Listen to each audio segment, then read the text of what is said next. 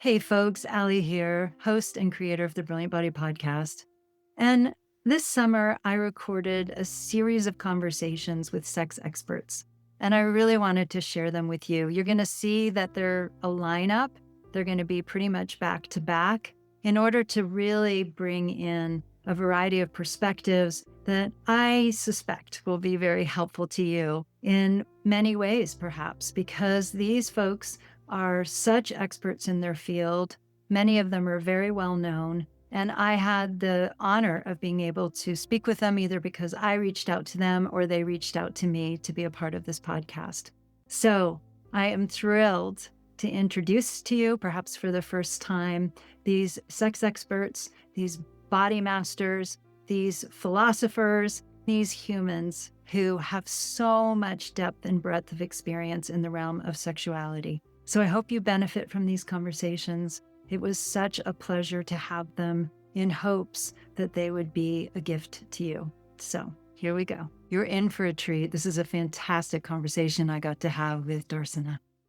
Most of us really want to be pleasing to the people we care about. We want to take good care of them. We want to be good lovers. Really, what is going to make you a better partner, a better lover is learning how to slow down, learning about yourself, bringing some curiosity, vulnerability, attunement. Attunement means I sense into the other person's body. I sense into the co-created experience. And I chart my course, if you will, based on the present moment feedback instead of here is my choreography of what sex should look like. And I'm just going to do that thing. My next guest, Darshana, is a trauma-informed somatic educator, practitioner, and international speaker who helps people reconnect with the most essential aspects of themselves, their truth, their desires, and their capacity for authentic connection. Known for her grounded, candid, and relational approach, she bridges the worlds of embodiment, emotional intelligence, and personal agency with depth and accessibility. Darshana's work has been featured on Netflix, Sex, Love, and Goop, The Guardian, The New Yorker, and numerous leading podcasts, including the most downloaded episode of Shameless Sex Podcast in 2024, the Goop podcast, and the Sexology podcast. I met Darshana at least 10 years ago in Betty Martin's Like a Pro workshop. And as Betty and I discussed in a recent episode, it is an amazing 5-day intensive that really teaches practitioners all about touch, consent, and really getting clear about what one needs and wants and to express it. And Darshana has clearly taken that work and all the other work she's been doing and done such beautiful things with it, particularly in Gwyneth Paltrow's Sex, Love, and Goop. And also, she clearly is helping so many people in the world to become so much more erotically whole and satisfied, healed, fulfilled, and authentic. So here we go. It's my pleasure to introduce you to Darshana Avila. Darshana, hello. Not seeing you quite yet, but I know you're there. Hi, how are you? I'm good. It's so good to see you again. It's been a long time. It has. When I saw your name come up, I was like, oh my gosh, total blast from the past. I know. It's been at least 10 years. And funnily enough, we just published Betty's episode today. So it's so fun that there's this convergence with seeing you again and getting to talk to you. I loved your work in Sex, Love, and Goop. I was so proud of you.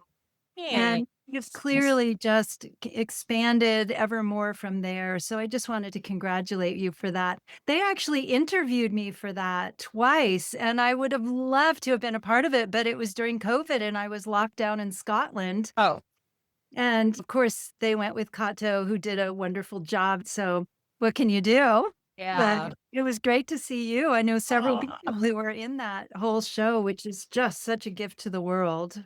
thanks. Yeah, being part of that was special on so many levels. And yes, the whole reality of it happening during COVID was nutty. Like, I bet. all the protocols that had to get put in place, but we made it happen. You sure did. It's a gift to the world. I really encourage everybody to watch it because there's nothing like it, as far as I know, anyway. Yeah, pretty groundbreaking. Yeah. For sure. And now here you are. I was looking on your website. And by the way, we are recording. I just go for it. Oh, And okay. just because it's all about just being who we are together. Great. And this is important too, like just how you are right now in yourself and in this weird, weird, scary world.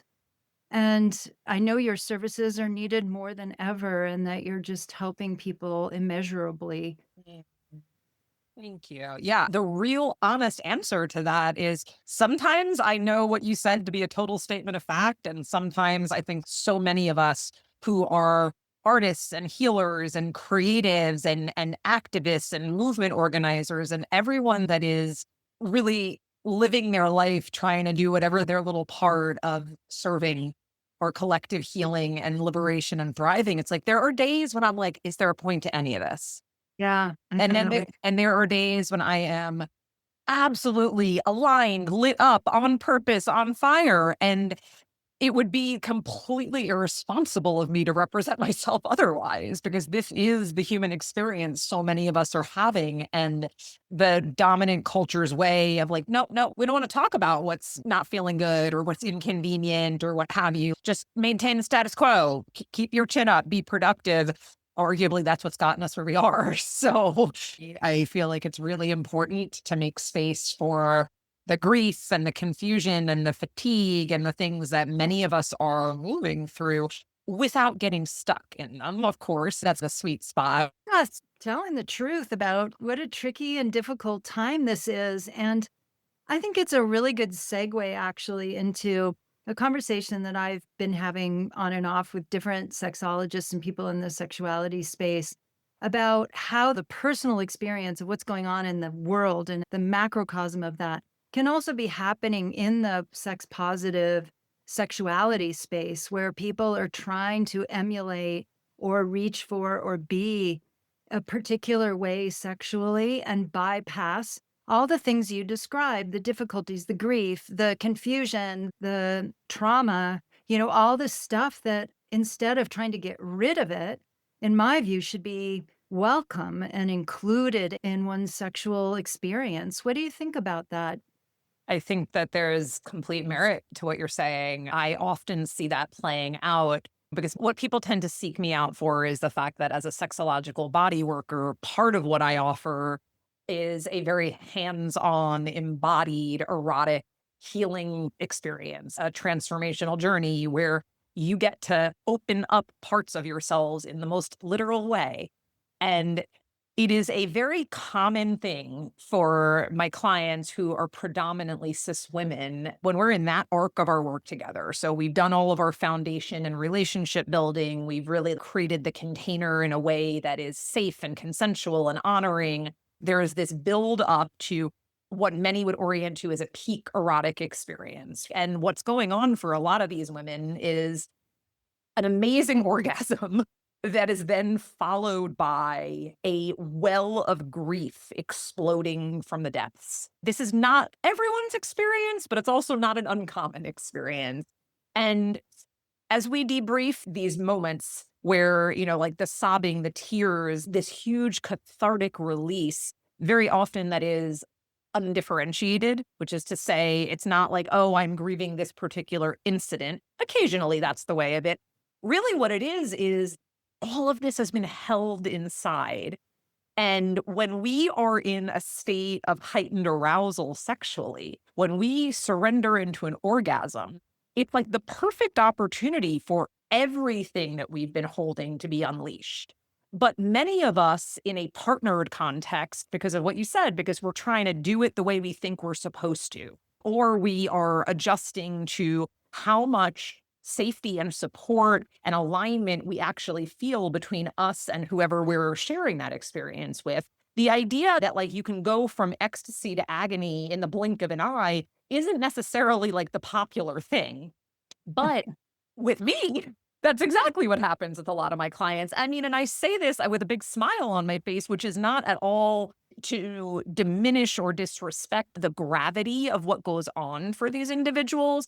It's more that most of us, even with partners who we really love and who we really like, don't feel safe to allow our fullest expression.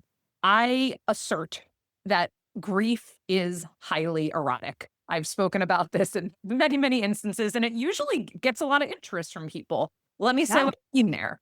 Grief, please. when you think about what happens when you are grieving, like really grieving, you're making noise, you're moving, your emotions and sensations are guiding your experience. If you're really deep in it, chances are good a lot of the layers of inhibition and self consciousness just fade out because you're so given over to the power of this experience. What does that sound like?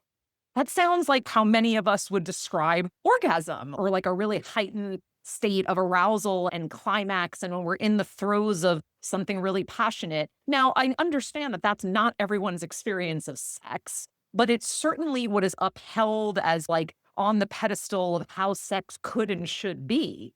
And yet we don't offer that same reverence to our grieving as a collective. There are certainly other cultures in this world who do far, far, far better jobs than America, certainly, and other like westernized cultures where grief has become this completely like sanitized, compartmentalized, like, okay, just like get on with it. And so we're walking around with our question asking, with our confusion, with the weight of the world on our shoulders, with the endless stream of news and social media about the genocide and about the politics and the collapse of our communities and our political world and all these things that are going on. How on earth is that supposed to be separate from anything else? So I think where I'll bring this all together is that it isn't. Like none of this is separate from our human experience. As humans, we are erotic by nature. And so to me, what that means, eroticism, it's like, yes, it's your sex, but it's your grief and it's your creativity and it's your life force and it's your activism and it's whatever you're passionate about. And it's the ways that you tend relationship. So taking a wider view on what eroticism actually is really is just making more space for what it is to be human. Mm, I love it. You're so eloquent. It's fantastic. I love it. And I love that first, as you were saying, there was this beautiful kind of correlation between the inhibition of grief and the inhibition of eroticism and sexual expression, which is so rich just in itself. But then, as you're saying, it's across the board. If you're going to have inhibition in one area, it's likely to show up in another. It sounds like you're saying. Yeah, absolutely. I mean, I'm sure you, Allie, and many listening, we've heard phrases like, you take yourself with you everywhere you go, or the way you are in one aspect of your life is the way you are in others. Like these adages are founded in something, they're rooted in something real. And so there's a bigger inquiry for many of us. I often say that people come in the door, my office door, because they're wanting something different in their sex lives, their intimate lives, what have you. But what they stick around for and what they ultimately get is like whole person, whole life transformation. Because when you actually do this work of liberating eros, of coming home to your body, understanding in a more authentic way, what do I really need? What do I want? What are my boundaries, my preferences, my desires? How do I stop people pleasing and conforming and living into perfectionistic standards and all of these conditionings that we have internalized that were not our truths to begin with? If you're doing it in the bedroom, you're doing it elsewhere in your life. Be assured of that. So we can work on it in a context of somebody's intimate life so that it then creates a ripple effect of new capacities, new perspectives, new skills to really move about the whole of your life in a far more empowered and intentional way. Have you ever met anybody who was really fulfilled sexually and fully, or at least expansively orgasmic, who was nonetheless violent or abusive in any other area of their life? Because I suggested that once to somebody who was an aid worker and works in war zones and all this stuff. And I was saying, in my view, the bane of humans' existence is that we're in general sexually so dysfunctional and so insecure that people go around in the world with this aggressiveness, particularly a lot of cisgender men who can take that aggression out on everybody else they can possibly dominate. And maybe it is too simplistic, and she insisted that the data doesn't support this, but it seems to me like an obvious correlation that if people were more sexually secure and confident and fulfilled and knew how to please and be pleased, that they would be less frustrated and less violent. Would you agree with that? Or do you think there's still, I mean, of course, there's always going to be exceptions, but what are your insights about that?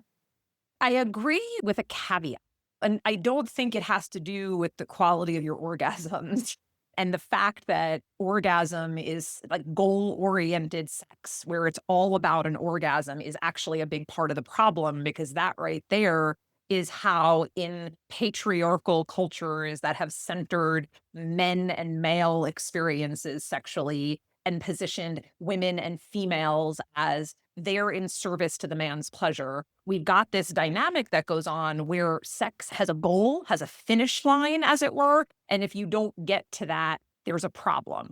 That contributes to some of the shadow that you're speaking to. What I think I would say, and this is completely qualitative, I don't have anything quantitative to back this up with, but qualitatively, I do agree that when sex becomes something that is no longer goal oriented, and that is a creative experience, that is a relational experience, that is about the play, the exploration, the experimentation, the pleasure that's available in our bodies, that could be such a wide range as opposed to, I have to come. Because the people who are having sex like that, and I work with many, they're not enjoying it. Mm, Or let me retract that. They're certainly not as satisfied as they believe they could be just because they're having a decent orgasm. And this has held true, even though at this point I work predominantly with women. Sometimes I work with cis het couples. Occasionally I still do work with cis men. And in the past I have. And so I've seen this across men, women, non binary people. There's something to the way that we have been acculturated to view sex as we get on an escalator, and the only time we get off that escalator is once an orgasm happens, and that's all it can be. That's what is leading to a lot of dissatisfaction. And in its way, it suppresses an intrinsically creative quality that I believe we all have. We were talking a little bit about Sex, Love, and Goop, the Netflix show that I was on. There's a little soundbite that Amina Peterson, another one of the experts who was on the show, said something, and I'm slightly paraphrasing it, that like sex is how adults play. And for yeah. many, it's the truth. If you take play to mean this is where we get to be creative and set our inhibitions aside and do things solely because they feel good and not be so concerned about the outcome, that doesn't sound like how most people orient to sex. But when we can get there, it really frees us up. It brings pleasure to our lives in a way that is not just about the pleasure of a climax. It's the pleasure of being in that creative flow and a co-creative one with your partner, with a group of people, with whomever it is that you might be sharing with, which we're wired for. And a lot of what happens when we're fixated on our orgasm or our partner's orgasm is all that falls away. To use that analogy of a finish line, it's as if you're running a race in the most gorgeous landscape, but you can't look around and see the way the light is hitting the trees around you, the birds in the sky, like whatever would be filling that space with so much beauty. All you see with the blinders on is there's that finish line I have to get to. So consider all that you're missing. That analogy applies to the way many of us have been taught sex should go and how we orient to it from our very perfectionistic, goal oriented, typical conditioning. So the invitation here is what happens if, or rather, what could go well? What delights might I encounter? What might I learn about myself? What pleasures await me? What possibility is if I really start to open my view and look around me and take in more of what's going on? So I hope that answered your question. Oh, it did. I love how in the sexological world, at least the school that I went to, really distinguishes between climax and orgasm. Mm. And that, as you just described so beautifully, that orgasm is much, much more inclusive in all ways. I mean, it's potentially infinitely expansive and varied. So thank you for that. Let's talk about inhibition and shame and your view of that, your experience of it. Obviously, there's so many ways that we've been encouraged to feel shame and be inhibited. What's your view of it, and how do you help people to let go of their shame and their inhibition? Yeah. One of the things I think is really important to preface it all with is to see shame and inhibition around our bodies, around our sexuality, or around our smells, our sounds, or like all of these things, to understand that that is something that we have been conditioned to. It is a cultural issue. So it's not a personal failing, it's not a personal problem, even if you experience it personally. That right there as a jumping off point is really important to emphasize because many of us who are walking around feeling inhibited and burdened by the weight of shame are also telling ourselves the story. And this is like very quintessential Brene Brown, who's like the shame guru. The story that shame tells is I am bad. I am flawed. This is my problem, my responsibility. And the thing is, that's not true. Culture is learned. It is not intrinsically so. So we live in a culture that shames our sexuality. We live in a culture that inhibits us in ways implicit and explicit from the time, the very typical way that many of us of a certain generation, and it's not even totally my generation, but like we're taught as a child, sit still, be quiet. Children are meant to be seen, not heard, like that type of MO. The way that your typical education system goes, where kids are put into a system with standardized testing and really rigorous schedules, which is all that is doing is getting people ready to then become cogs in the wheel of capitalism. That's not supporting human development. That's not making people, imbuing them with the skills and the perspectives and the information that they need to live really satisfying lives. It's teaching you how to be a good worker bee. So we have been inhibited in every possible way, most of us, from our earliest days. Maybe we get lucky and we're raised in a family or a community that is doing things to actively counterbalance that. But the vast majority of us have been pretty heavily cooked in that soup. So the first thing is you got to learn how to take it a little less personally. And I know that's not as easy as snapping my fingers, it's done, but it is a really valuable perspective to have centered because then it opens up the possibility to get really curious about, okay, so if this is not my personal failing, and if it's also not my authentic truth, what is my truth? What is true for me about what it feels like to exist in my body, about what I learn when I get in touch with the particulars of how I like to express my eroticism, the ways I want to be sexual, when I really choose to be in a practice of loving and affirming my body, my way of doing life, like all of these things.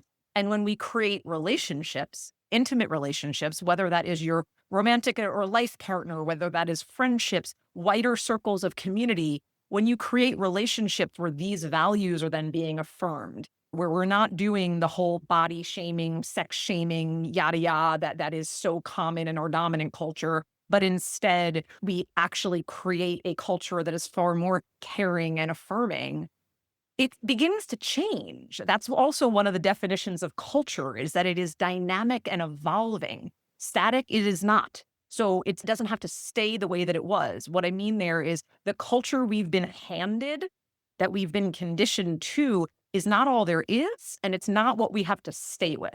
So this work fundamentally, these journeys that we get to take, whether that's simply in the form of somebody who's listening to you and I have this conversation, somebody who comes and works with someone like me or you in a more intimate, private context, whatever ways you're going about this, you get to create the culture that represents how you want to live your life and what you value. And that's the most radical activism there is nowadays. Love it. I want to ask you to explain sexological bodywork because most people have never even heard of that. But first, a question that's coming to me, and it's a tricky one, is well, tricky. It's an intense question. But when people have been, particularly children, have been sexually abused in some way, what is your understanding of why it is that most people blame themselves and feel shame themselves for something that was done to them? Well, if you're talking about childhood sexual abuse, as children, developmentally, We need to do everything we possibly can to stay in the good graces of our caregivers. Yeah. Most childhood sexual abuse victims have been abused by a parent, a family member, or someone in their immediate community. So there's this hard wiring to look at that adult as right, objectively speaking, quote unquote, right in whatever they're doing. And this is not a conscious choice that kids are making. We don't have access to a conscious choice here. And we certainly don't have access to consent or not consent because we're kids.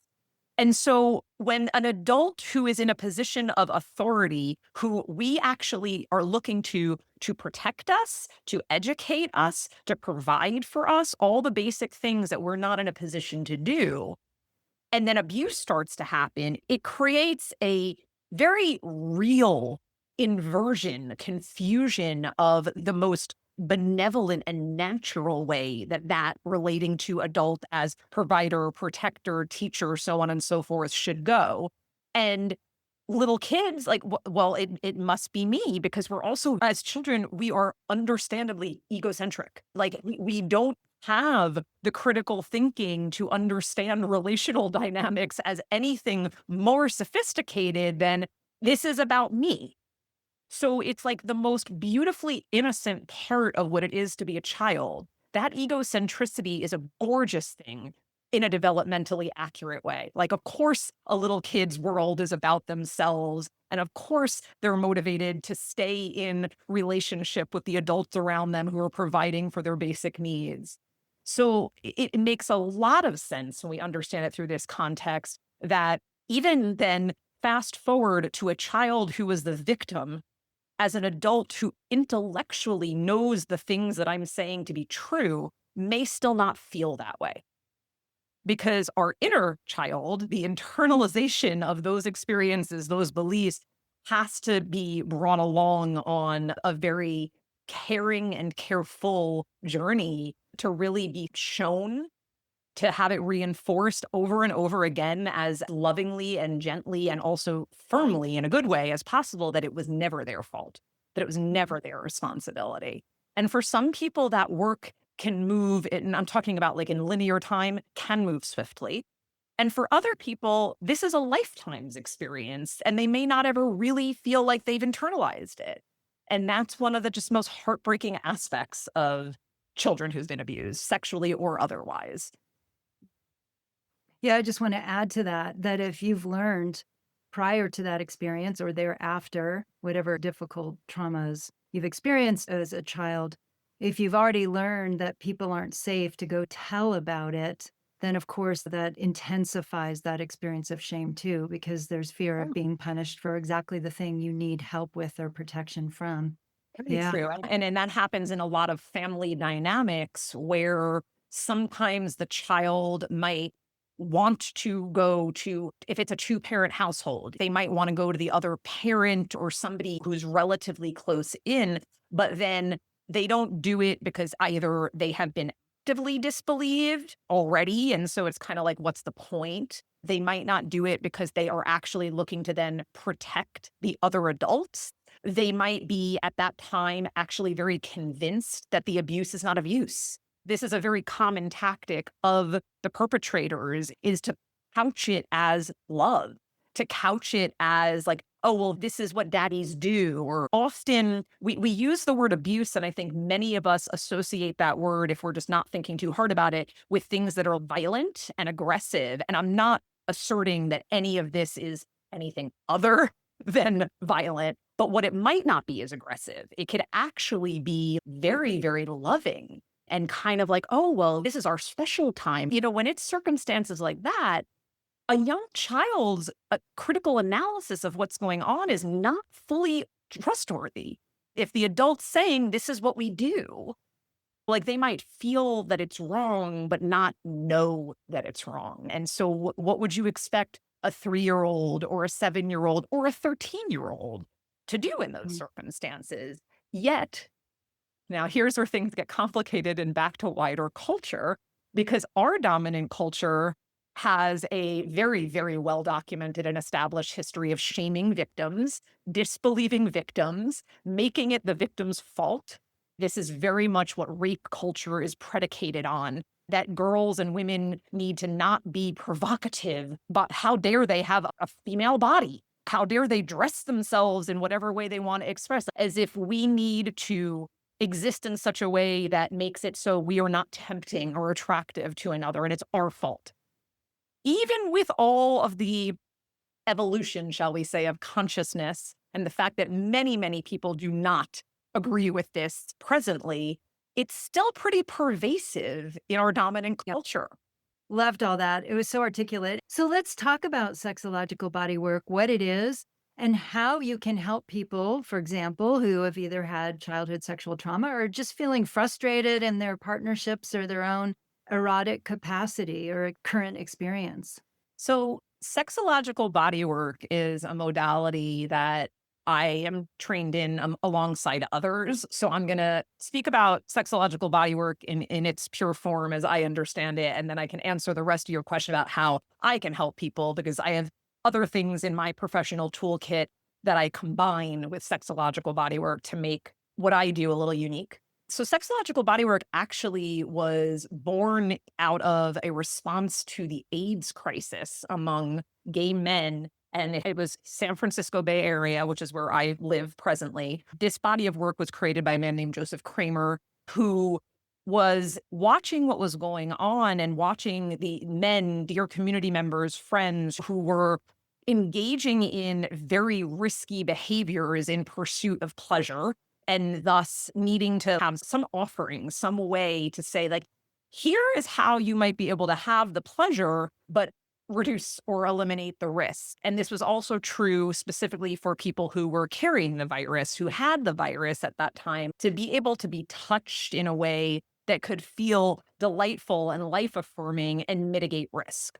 So, sexological bodywork fundamentally is an erotic therapeutic container where you get to explore your sexual response. You get to explore what gives you pleasure, the pace you like to move at, the ways you like to be touched. But as a practitioner, it's all one directional, which is to say, I do the touching, my clients get touched. I am the giver, if you will. They are the receiver.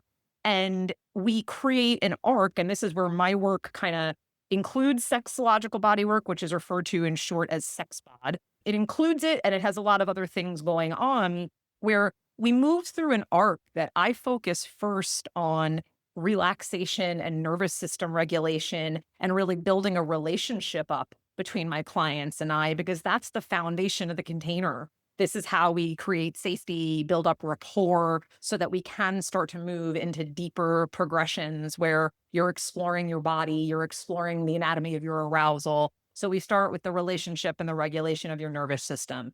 That's the trauma work for many people. And it's not that it only happens then and there, but some of my clients, we might work together for a significant amount of time on that phase of the journey before anything else that might be more traditional sexological body work becomes available. Other things that get incorporated, and I know that this is something you and I have in common, is I use Betty Martin's body of work, The Wheel of Consent, as another foundational piece of my practice. So I teach all of my clients about the wheel of consent and how do we actually create dynamics more nuanced than simply saying give, receive.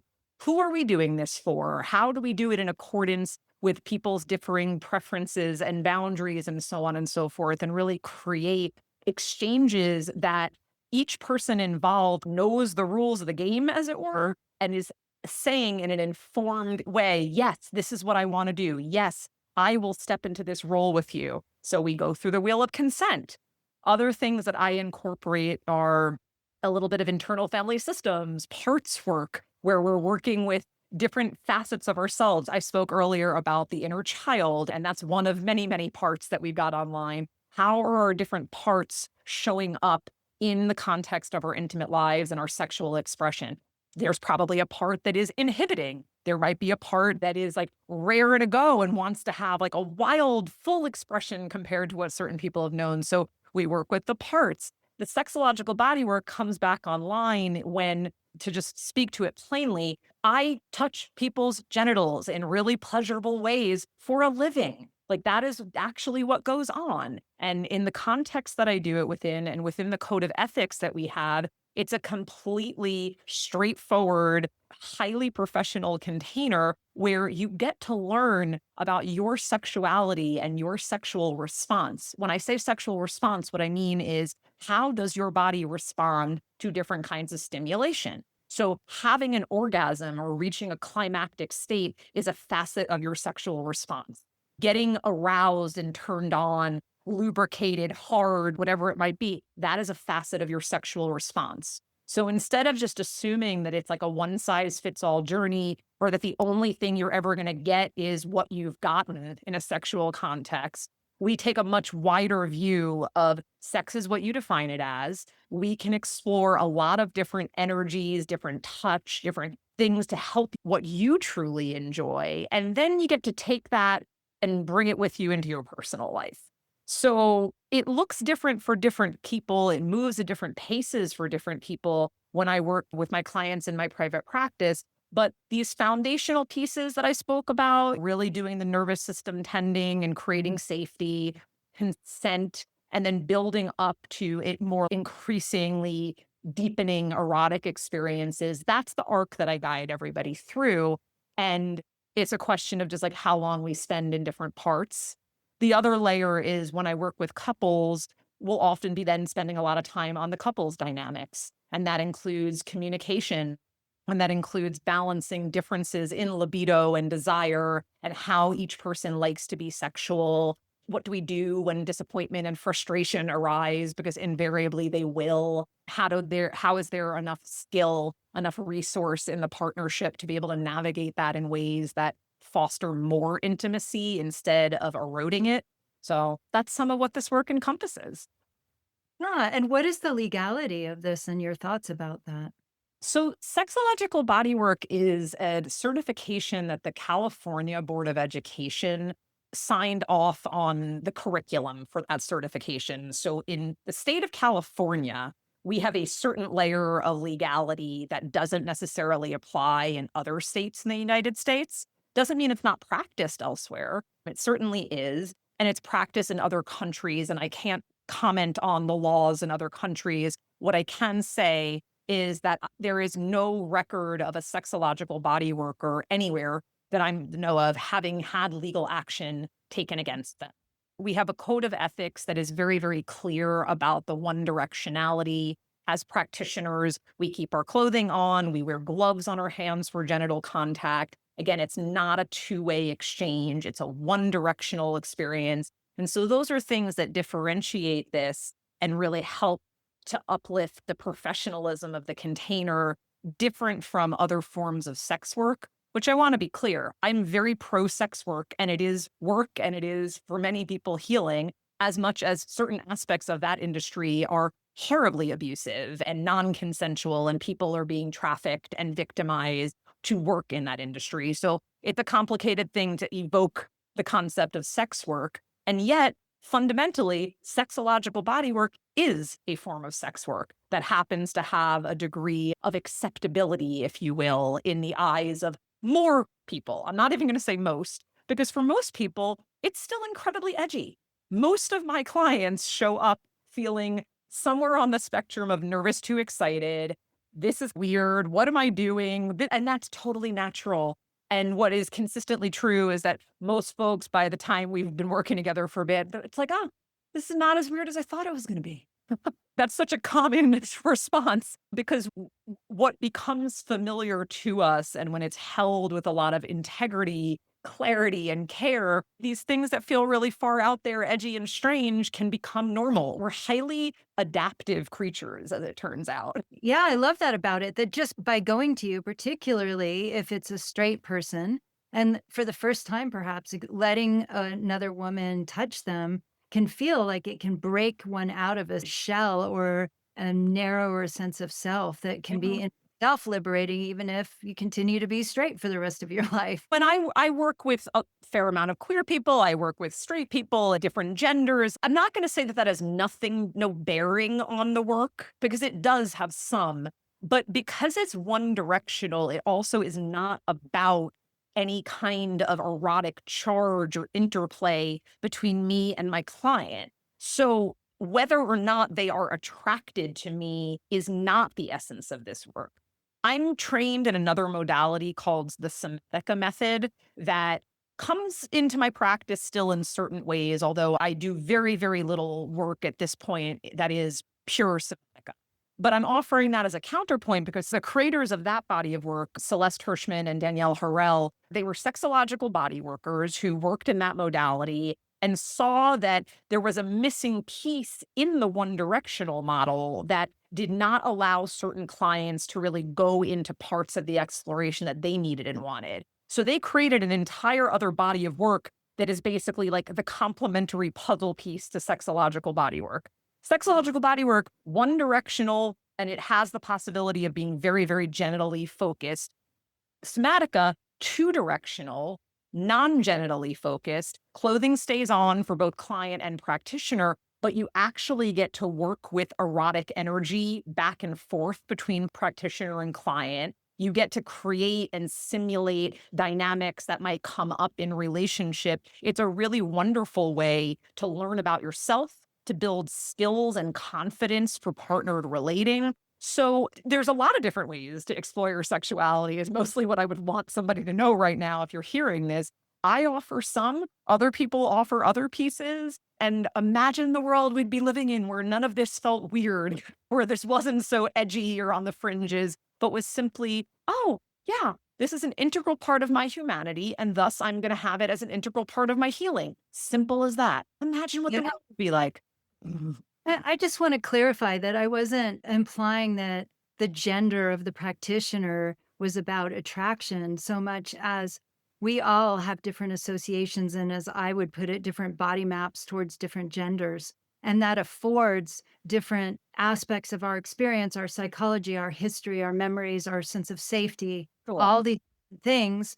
And depending on the gender of the practitioner, it definitely can ignite and catalyze a whole slew of things that can be very much a part of what the content is that can arise and be worked with and healed.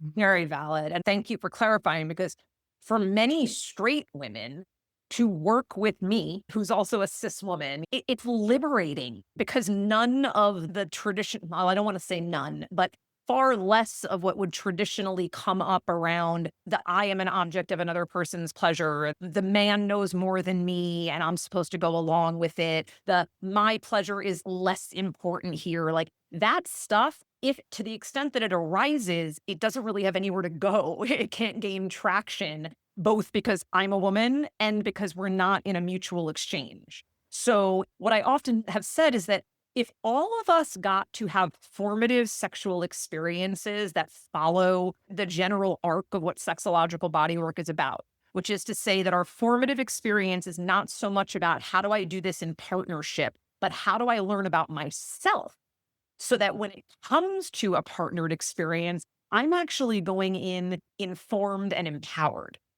Whoa, huge game changer right there. Most of us have had no such thing. And every moment of our sexual lives has always been other focused. I work with sometimes women who are in their 60s, 70s, who are coming to me, and it is the first time in their whole lives that they've ever had an erotic experience for themselves that has not been about trying to satisfy and accommodate and work with the needs of their partner. The fact that they choose that in that age and stage of life is just such a beautiful, courageous testament to how much they love themselves and want to know what their capacity is. And I wish that for all of us.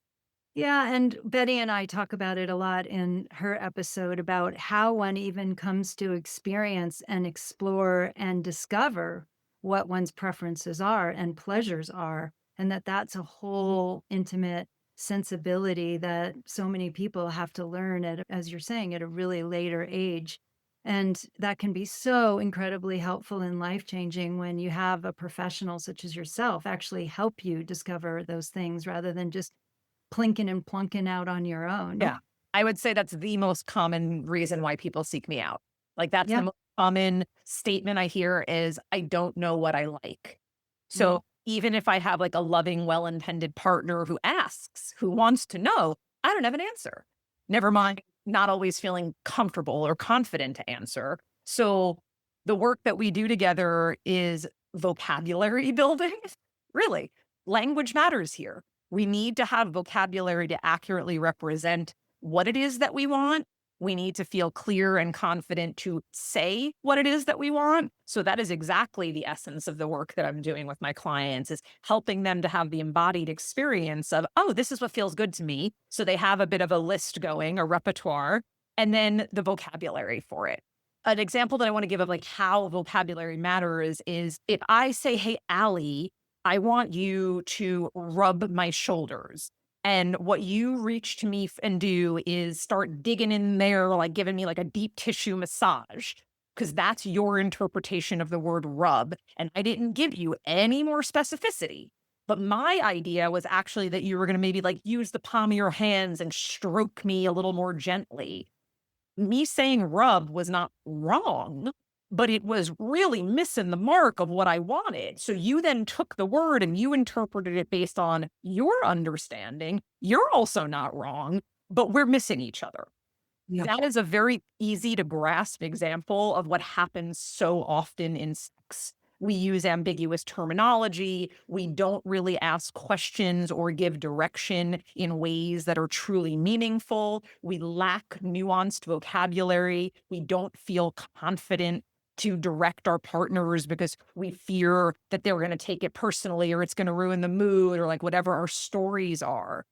But back to the idea of culture building, all of us gets to create culture in our relationships. So if we create a culture in our intimate partnerships of consent, of curiosity, of experimentation, of really valuing feedback and direction as gifts given instead of critiques or criticism, if we really just honor the subjectivity of anyone's embodied experience, something might feel great to me that you don't like. Nobody's wrong.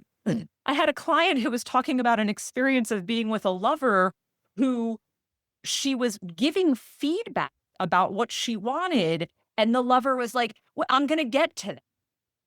I have this other thing I want to do. Now, I'm not vilifying the lover, but it's like, how often are we trying to show how amazing we are or follow our agenda or our autopilot instead of your partner's over here saying, no, this is what I want.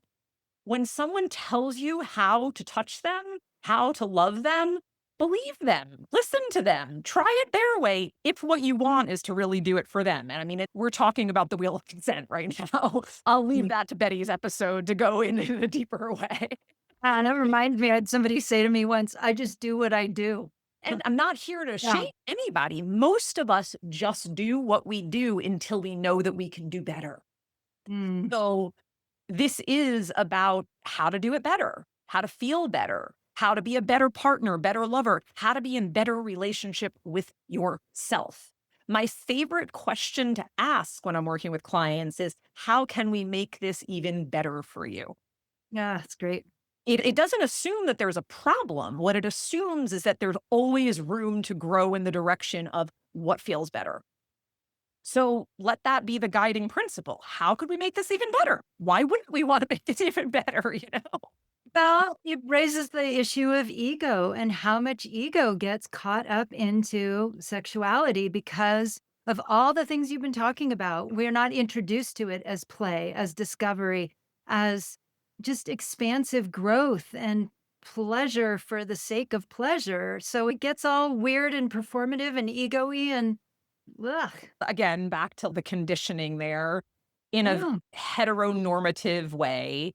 Misogyny, it's not just women who are getting screwed over here.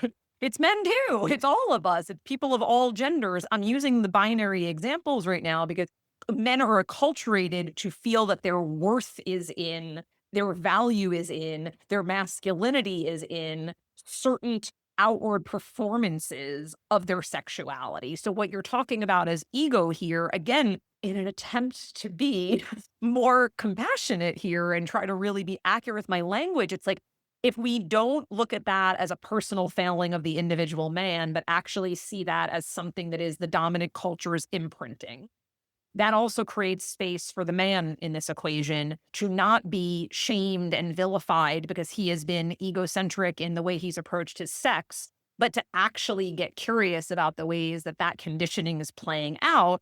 And curiosity is essential. Curiosity, experimentation, they're close cousins. When you become curious about your experience, your partner's experience, how you could make it better, and you experiment with ways of doing it differently than you've done it. Again, it just opens up so much possibility there. And it opens up space for a lot of healing. Sometimes people are really aware that they need and want healing, and many times they aren't. But doesn't mean you're not going to get it if it's available and you actually lean into it. So yeah. Yeah. And just by the way, I wasn't vilifying Oh, I the know. ego connection. I was actually feeling compassion for it because it can happen in anyone and everybody, and probably to all of us to some extent, that we 100%. all want to feel successful sexually and that we can please people and express ourselves and be met. So, I mean, yeah. that's such a natural thing. Most of us really want to be pleasing to the people we care about. We want to take good care of them. We want to be good lovers. We want to be good partners. So the missing piece for some is that we think there's this prescriptive way that it has to happen that our culture has taught us.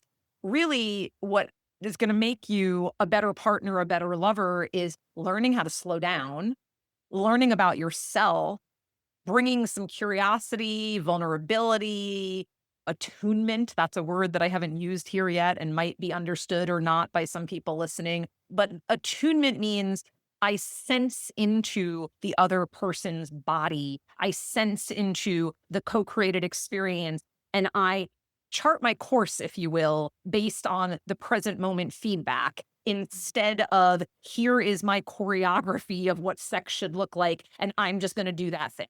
Yep. And it's unilateral.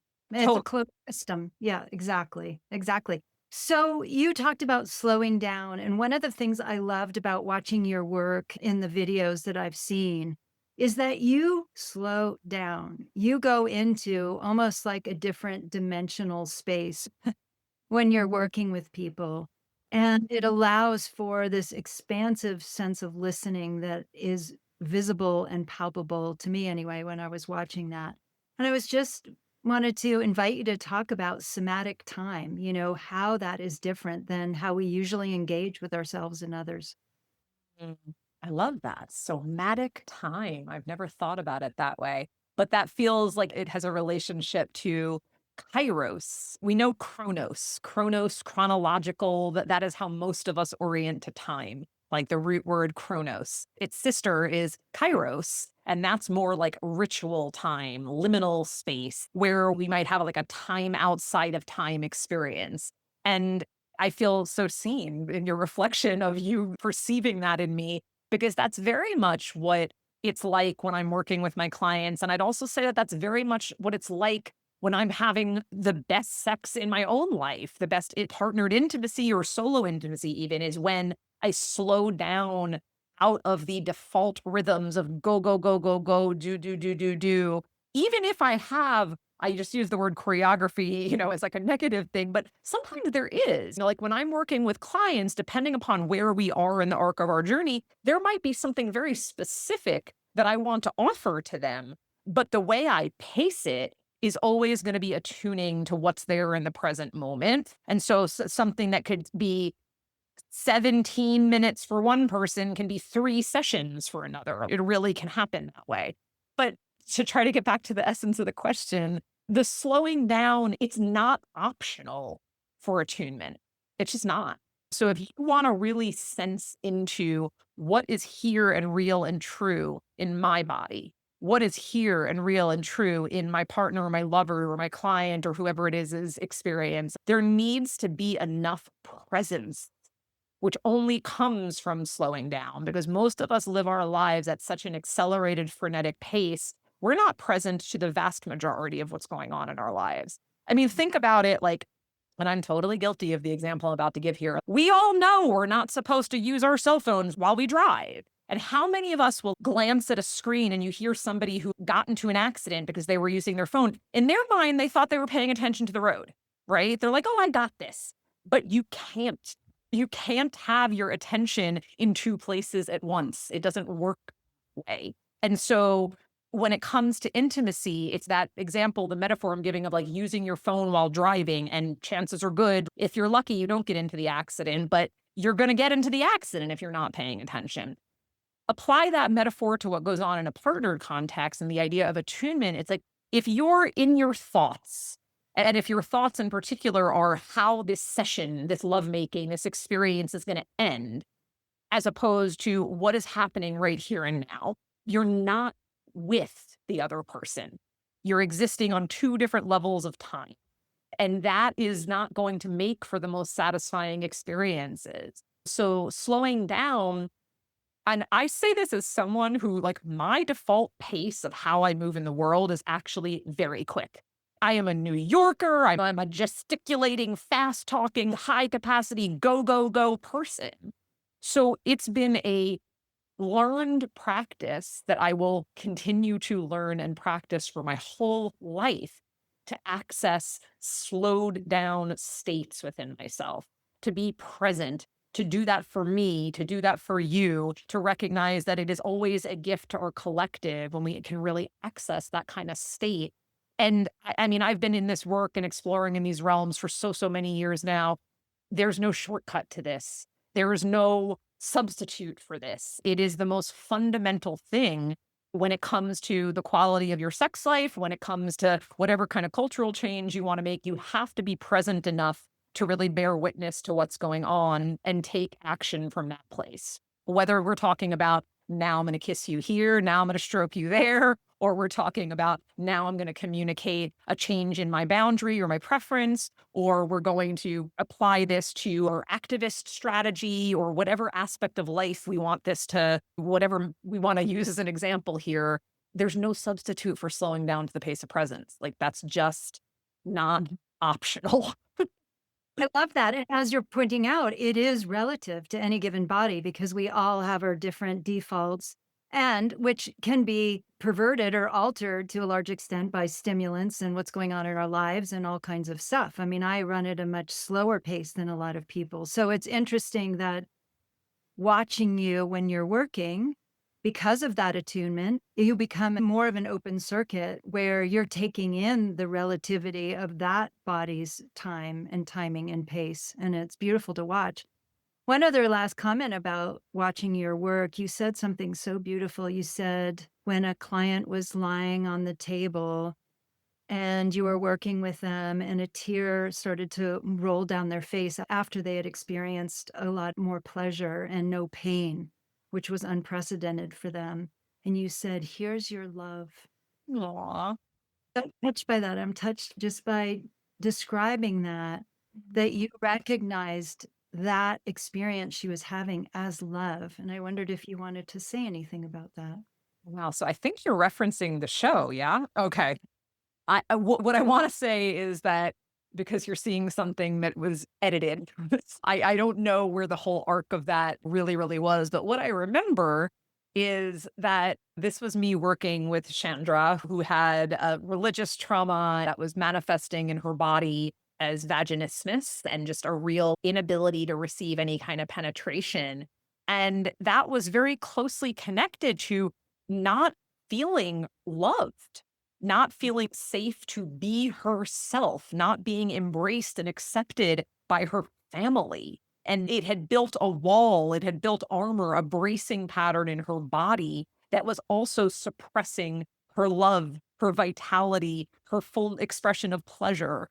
So the work that we did together, which you see it in a few moments edited down on the screen, but that was a much more significant amount of time that we spent together doing that. And yeah, like the fact that she was actually able to feel her body soften open was not only then, oh yeah, you're being penetrated. I mean, that was amazing too, because that was something that she had not gotten to have, but it's in a more energetic way. This is the armor falling away. This is the fullest expression of your love your life force now really being able to move unimpeded. So that's my summation of what went on there. And that's her example, but it's not an uncommon thing. All of us are walking around bracing, holding tension, layers of armor on in various ways to various extents. And that does suppress the best of us. That does suppress our life force, our vitality, our erotic energy, our love. So that is really what this is all about. This is why I refer to the work that I do with clients and the journeys that they're taking. It's a journey of personal liberation. You are liberating more of yourself. And anytime any one of us does that, it's a service to our collective liberation. And that's what I'm here for. I couldn't agree more. And what I loved about it when you said that, whether it was editing and or clearly it was also your sensitivity, is that you reflected that love can look and feel all kinds of ways. Yes, And that's what I loved about it, is that love isn't what a lot of people can think of as just being this narrow expression or this narrow experience, but just in this case, it was a person coming into, as you're describing, their own and so much more of their own right to be who they are. So it was beautiful. All right, I got my last two questions I ask everybody. Okay. So, how do you define embodiment? Oh, great question. Well, I would define embodiment as being attuned. Let's use these words, being attuned and being present to your experience of being in your body. Fundamentally, that many of us are pretty disconnected, disembodied, disassociated. We hear these words spoken. So, embodiment is that I can be present with and attuned to my sensations, my impulses, the other words that have been spoken here, preferences, desires, boundaries. I can connect with that wisdom and use it to inform my decision making, my choosing, my guiding me as I move through my life. Love it. And what do you like best about being your particular body? Oh, I get to move in the world through a body that is very able, very strong, very flexible, and I really marvel, like, my body has hiked me across mountain ranges, and my body has opened me to states of ecstasy, and my body has let me grieve, like, from the deepest wells within myself. My body lets me heal other people, help other people's healing, I should say. So, I love all the capacities of my body and its sensitivity and its strength. Mm, you're just brilliant, Darson. Thank you so much for Thank being here. you. I'm so glad your team reached out to me. Oh, me too. It's a really fantastic conversation. Thank you, Allie. This is wonderful. It was really inspiring listening to you. Appreciate that so much. Have a wonderful evening ahead. Bye. Bye-bye. Thanks so much for being with us. We hope you enjoyed today's episode. And we'd be so grateful if you could share it with a friend, leave a review, and rate the podcast. This really does help us reach more people in our mission to expand the global understanding, experience, and celebration of body brilliance. And just so you know, our events and content remain free in our effort to expand the meaning of intelligence, but we do gratefully accept donations to help with our operating costs. So if you have a bit extra and feel so inspired, you can find the link to support us in the show notes. And while you're there, check out all the resources we've included to help you dive deeper into today's topics. You can also visit www.thebrilliantbodypodcast.com for a complete list of episodes, body meditations, and many more brilliant things. And if you're curious to explore how I work with clients and students to reclaim body brilliance, visit my website at www.alimezey.com. And lastly, a huge hearty thank you to my co-producer and co-editor, the brilliant Florence Popoff, and to Blair, Mr. One Man Band Wilson, for our theme music. Until next time, stay curious, stay connected, stay loving, and reclaim your brilliant body.